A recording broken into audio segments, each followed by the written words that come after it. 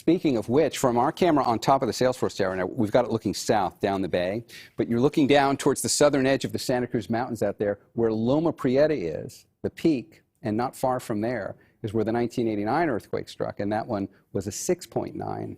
And of course, it happened in the mountains, and it was not directly underneath highly populated centers, but we still, I mean, the images are still seared in our mind of what things looked like on the Bay Bridge and in the Marina District from that one. It was a 6.9. Okay, current numbers out there now have us in the mid-50s. For most of us, San Jose's at 58. We're going back up to around 60. I showed you these numbers a moment ago. So let's move past today, which is just a few high clouds and 60 degrees. We are going to warm up a bit Wednesday and Thursday.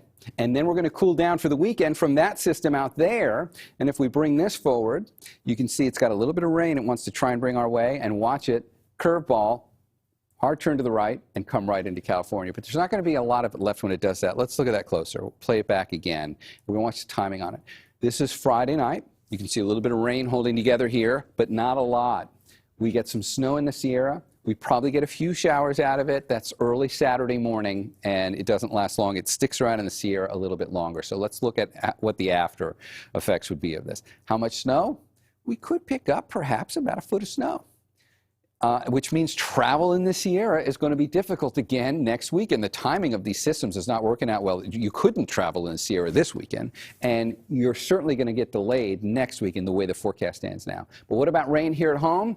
A couple hundredths of an inch.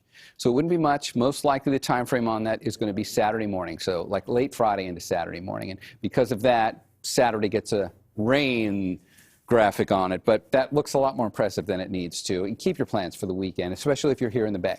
If you're going to the Sierra, stay on top of the forecast because travel in the mountains from Friday night through Sunday is going to get messy.